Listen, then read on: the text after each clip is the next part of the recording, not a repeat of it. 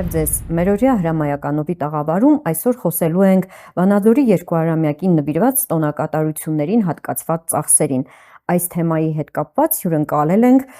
Ուղղակի ժողովրդավարություն հասարակական կազմակերպության նախագահ Գևորգ Քոթանջյանին։ Բարև ձեզ, պարոն Քոթանջյան։ Բարև ձեզ։ Որքանով են այս տոնական ծախսերը համաչափ Վանաձորի ներկայիս սոցիալ-տնտեսական իրավիճակին, համայնքային առաջնահերթություններին, այս եւ նման հարցերն են այսօր հրամայական մեր լսարանի համար։ Պարոն Քոթանջյան, բայց ես ուզում եմ հաղորդումը սկսել դրական նոտայից։ Եկեք խոսենք ձեր ուսումնասիրությունների արդյունքներից, որոնք են այն ծախսերը կամ ծրագրերը, եթե կան այդպիսիք, որոնք իրոք արդարացված են, ունեն երկարաժամկետ ազդեցություն Վանաձորի համար, մնալու են քաղաքին, օրինակ, ասենք, ենթակառուցվածքների թարմացում կամ մշակութային ժառանգության պահպանություն եւ այլն, կան այդպիսիք։ Միանշանակ կան, որովհետեւ Վանաձորում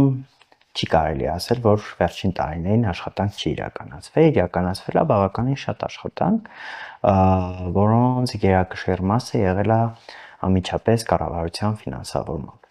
Եվ պետք է ասենք, օրինակ, հանրապետության երկրորդ քաղաքի Գյումրու հետ համեմատած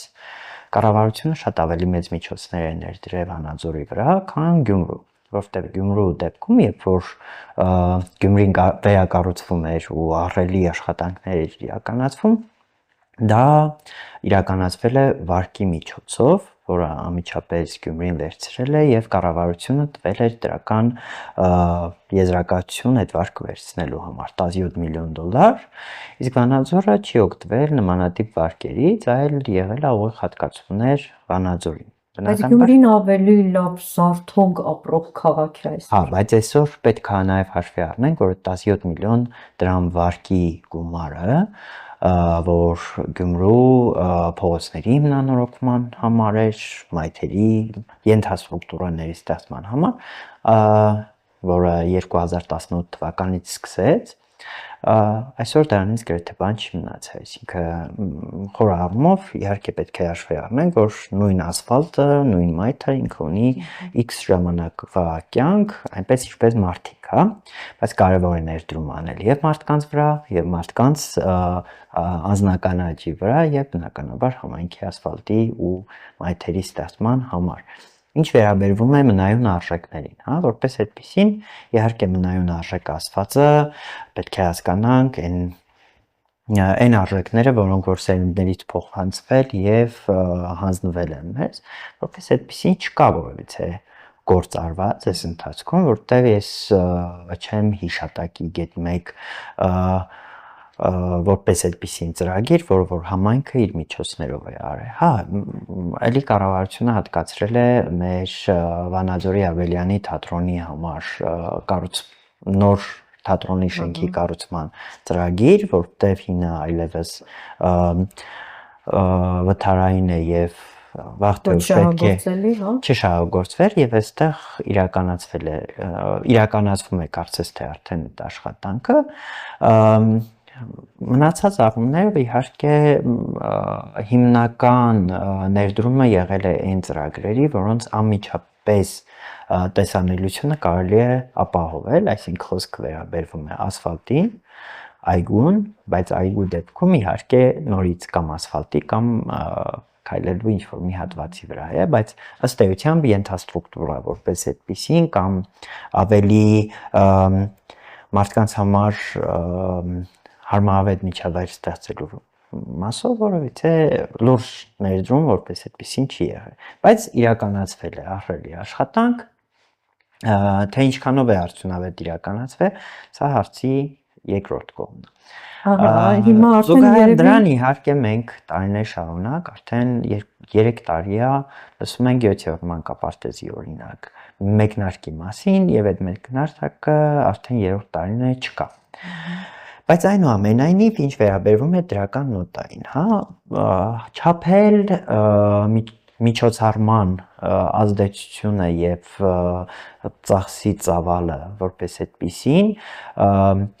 համայնքի սոցիալ-տնտեսական պայմանների հետ ես կարծում եմ որ ճիշտ չի, որովհետեւ մենք ունենք մի կարևոր առաքելություն, հա, այս դեպքում նաև համայնքները եւս ունեն այդ կարևոր առաքելությունը պատճառել կամ ստեղծել հանգամանք, որտեղ քաղաքացին իրենք զգա երջանիկ։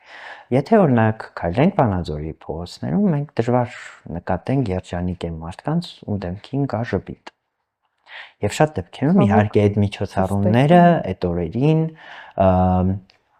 ծնում են այն երջանիկ պահը, որտեղ մարդկանց դեմքին առաջանում է ժպիտ, որտեղ Այսինքն տոնախմբություն դառնում է դա։ Այո, եւ օրինակ կարող եմ ասել, որ 200-ամյակի միջոցառումները հենց այդ միջոցառումների համերգը այդ օրերից մեկն է եղել։ Բայց կարծում եմ, որ $100,000 ծախսել այդ ժպտացող մի օրվա համար, դա չափազանց մեծ ծախս է եղել, որը հիմնավորված չէ։ Այսինքն շռայլություն եք համարում դա։ Միանշանակ, որտեղ կարելի էր ունենալ, ենթադրենք, հա, այդ համայնքի ղեկավարն է իր խոսքերում ասում էր, որ պետք է ամեն շաբաթ ունենալ միջոցառումներ, հա, բայց մենք ունեցանք մի հատ մեծ միջոցառում եւ չունեցանք ամեն շաբաթյա միջոցառում, որը կպատճառեր եւ զուգահեռ դրան նույնիսկ հնարավոր էր տուրիստական տեղաշարժ, հա, ապահովել ներքին շղթայական տրամադրություն եւ բայց դա իհարկե գիտեք ամեն ինչ կազմակերպելու համար պետք է տաղանդ։ Ինչի կարիքը ես կարծում եմ, որ այնուամենայնիվ Վանաձորում կա։ Այդ տաղանդավոր մարդկանց կարիքը կառավարող շրջանակներում շատ կա։ Ինձ իհարկե դուր եկավ գաղափարը, նախնական գաղափարը նշել ինչ որ ամեն շաբաթ ինչ որ այո, ամեն դեպքում դա հետաքրքիր իրադարձություն կարող է դառնալ, բայց ոչ 200-ամյակի գաղափարը, որովհետև առնվազն գոնե մեր պատմական փաստերը մեզ ասում են, որ քաղաքը որպես քաղաք 102 տարեկան է, մինչդեռ մենք գիտենք, որ թագավորանիստի պեղումներով եւ առհասարակ այս տարածքի պեղումներով բարձվել է, որ այս քաղաքի տարածքում Բրոնզեդարյան, այո, 5000 տարի առաջ եղել է բնակավայրեր, հա, որպես այդպեսին։ Եվ փաստացի քաղաքը այստեղ քաղաքը սկսում է, այսինքն մարդկության պատմությունը այս հատվածում սկսում է ոչ թե 200 տարի առաջ, այլ 5000 տարի առաջ եւ խորը առումով այդ 200-ամյակի փոխարեն կարելի է ուղղակի զուտ բնակեցված բնակավայր լինելու տոն նշել 5000-ամյակ, որտեղ այս դեպքում մենք իհարկե այնպես ինչպես 200-ամյակի դեպքում, հա, որ եթե չեմ սխալվում, հունիսի 9-ին նշվեց, եւ դա ինչ որ օր չէր, այսինքն ուղղակի որոշվել էր, որ այդ օրը, հա, երբ որ ասում են, որ 200 տարեկան, այսինքն ենթադրվում է, որ ինչ որ փաստաթղթով այդ օրը 200 տարի առաջ պետք է փոքր եւ մեծ Ղարաքիլիսյանները ճանաչվեին Վանաձոր, Ղարաքիլիսա քաղաք։ Իրականում մեր պատմաբանները խոստացել են, որ այդպիսի փաստաթուղթ պիտի գտնեն եւ ըստ էության պետքա բերեն, որ այդ օրը եղել է հենց հունիսի 9-ին։ Ենթադրելի է, դեռևս չկա փաստաթուղթը, բայց այդ փաստաթուղթը իմ կարծիքով չի լինելու։ Ես չեմ հավատում, որ նման փաստաթուղթ կբերեն։ Զուգահեռ դրան պետք է ասենք, որ այստեղ խնդիրը ինչ երբ որ դու միջոցառում ես իրականացնում վերցնելով ինչ-որ մի գիրք, որը սովետական ինչ-որ ձեռնարկ է, եւ դրանով դա փաստ չի, դա հիմք չի, որ դու կարող ես դրանով միջոցառում իրականացնես, եւ հետո երբ որ լինում է որոշակի աղմուկ, սկսում ես մտածել փաստ ձեռք բերելու մասին, այսինքն սա խոսում է արդեն, որ քո կառավարման գործիքակազմը փաստահեն չի, հա, այսինքն պետք է այդ տեղեկանքը,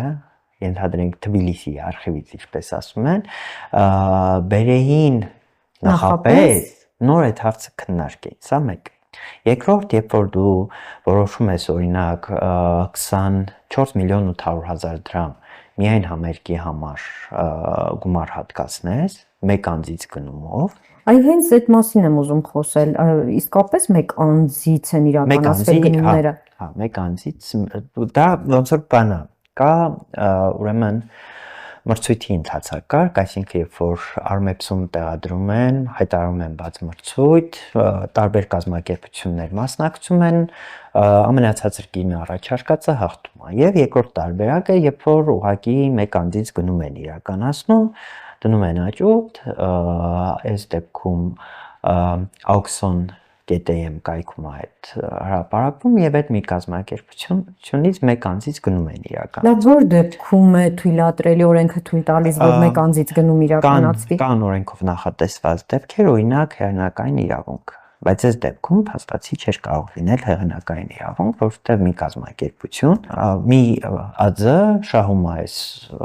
տոնակատարությունը կազմակերպելու ուրեմն իրավունքը եւ մատակարարում է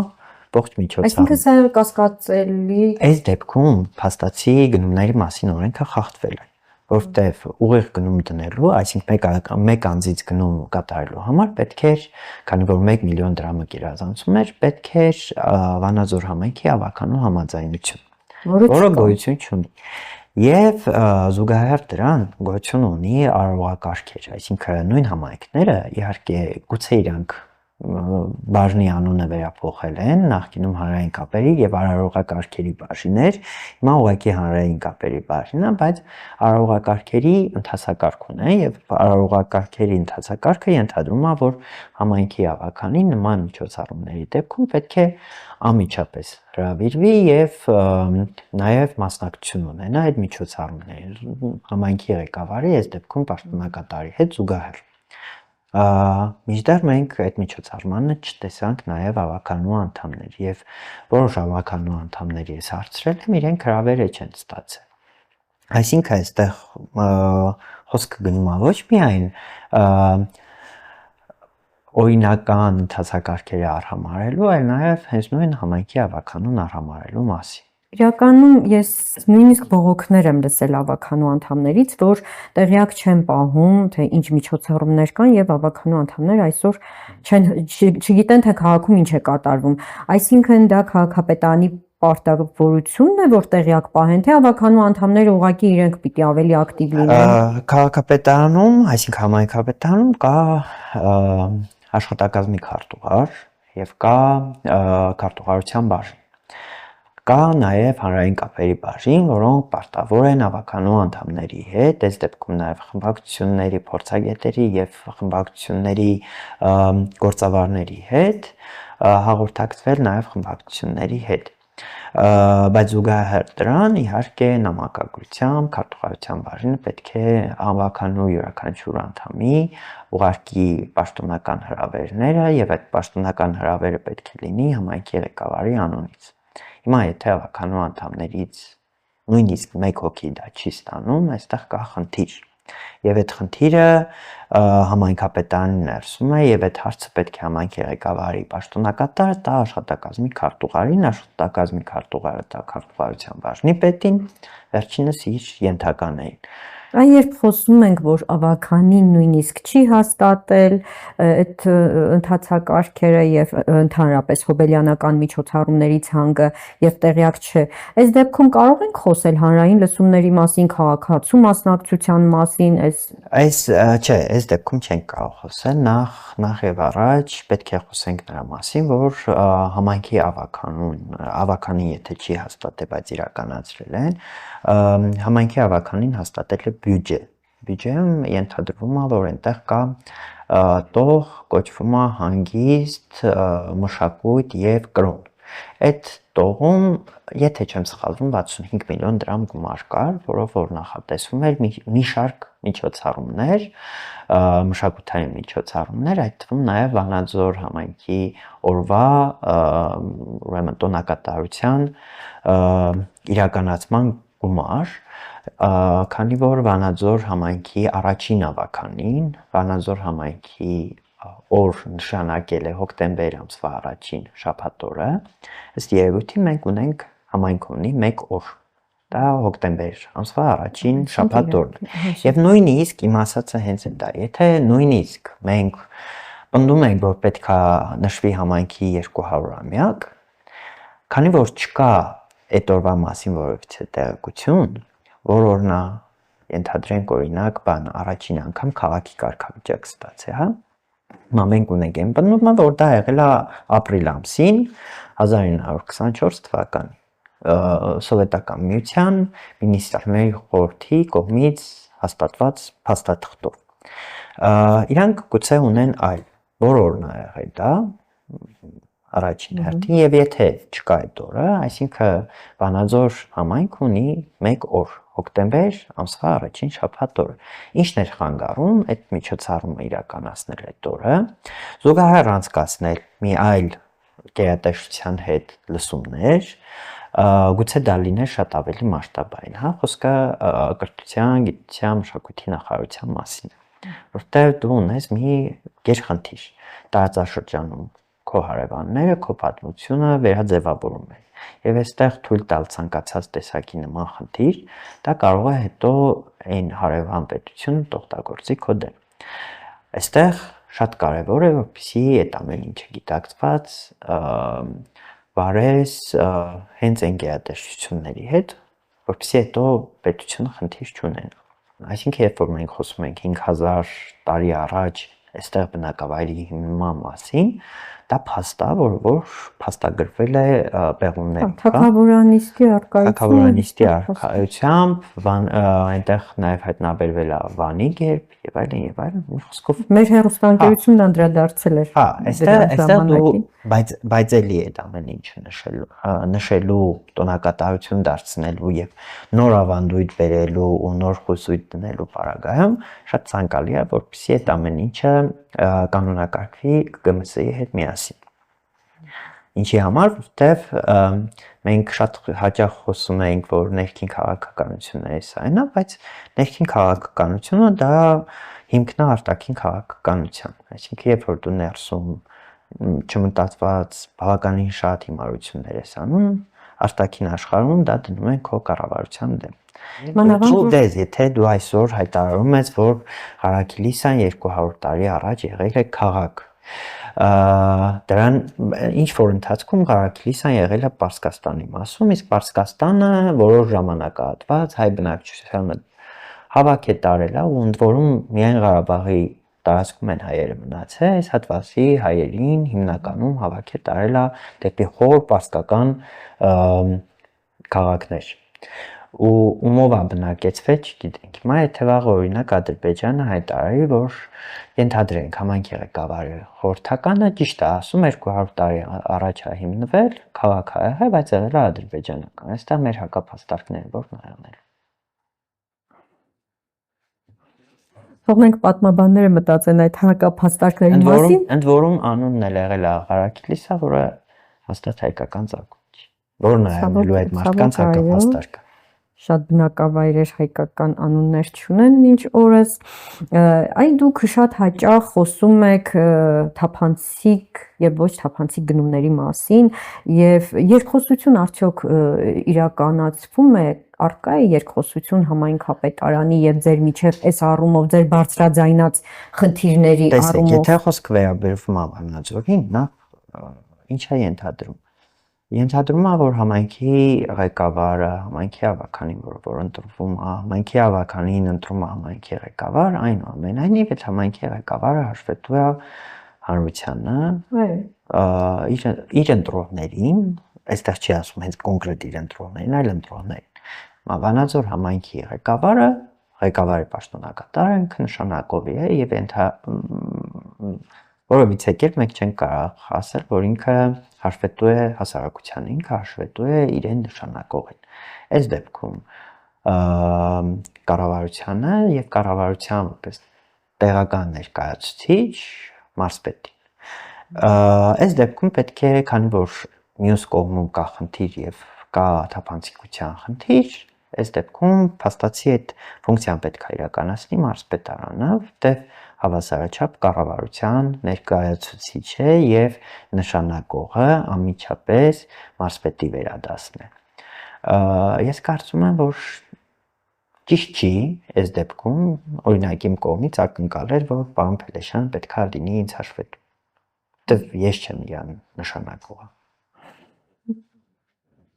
Բայց իրականում ձեր բարձրացրած խնդիրների հետ կապված արձագանքներ լսում եք։ Բնականաբար, որտեղ մեր բարձրացած խնդիրը իրականում ոչ թե ուղղակի խնդիրներ են, այլ իրավական, լուրջ իրավական խնդիրներ են։ Եվ որտեղ որ կա իրավական խնդիր, այստեղ մենք չենք նայում հաշվետու են, թե հաշվետու չեն։ Այստեղ խնդիրը գնում է արդեն դրա մասին բարձրաձայնելու, որտեղ պետք ճիշտ հասկանանք։ Հասարակական կազմակերպությունը իր առաջ չի դնում խնդիր քաղաքական մթնոլորտը փոխելու, այլ դնում է ռեալ խնդիր կանխարգելելու այն բոլոր հնարավոր կոռուպցիոն եւ հանցավոր գործիքակազմերը, որոնք առաջացնում են հասարակության համար վատ իրավիճակներ, հա, եւ մեր խնդիրը կանխարգելելն է, եւ շատ դեպքերում մենք հենց աղմուկ ենք բարձրացնում այդ ամեն ինչը կանխարգելելու, հենց ամենասկզբնական փուլում։ Եթե ավելի առարկայացնենք այ խնդիրը, այս տոնակատարությունների համար ծախսված կամ առաջադրված, արդեն ծախսված եւ ծախսվելիք գումարները, օրինակ քաղաքի համար ինչ ենթակառուցվածքների կբավարարեր, որ իրականացվեր։ Տեսեք, 100-150 հազար դոլար գումար այսօր չի բավարարեցնի որևիցե ենթակառուցվածք։ Օրինակ լուսավորության թարմացում եւ այլն։ Չի բավարարեցնի եւ դա ուրեմն լուսավորության թարմացում, որպեսզի ինքը բավականին մեծ մասշտաբային աշխատանք պետք է իրականացնես, որովհետեւ դա կամ փոխվում է միանգամից կամ չի փոխվում։ Ինքը ոնց որ չես կարող ասես, գիտես,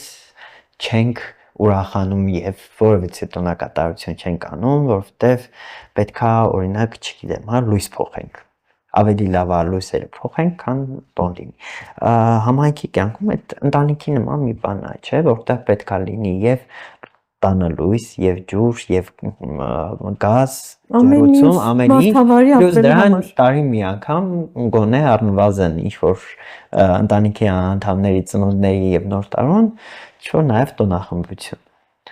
Եվ դրա համար մենք օրինակ ինչ ենք անում։ Մեր բյուջեի ամենամեծ մասը պահում ենք նոր տարվա համար։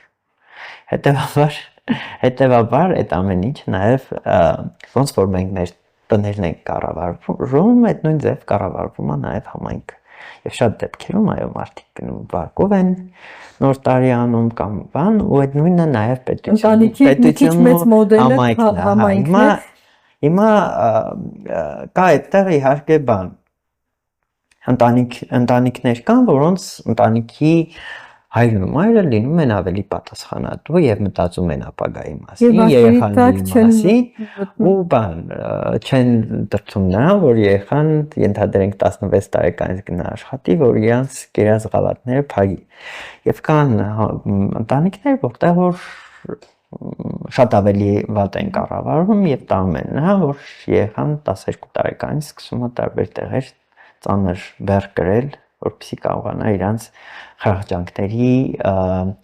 պարտքերը փակել։ Հիմա այդ էլ է, համայնքներն են այդպես եւ կա համայնքի ղեկավար, որ երբեմն լինում է պատասխանատու իր ընտրողների առաջ եւ կա որ հաշվետու չի հասարակության, որովհետեւ իրան նշանակել է։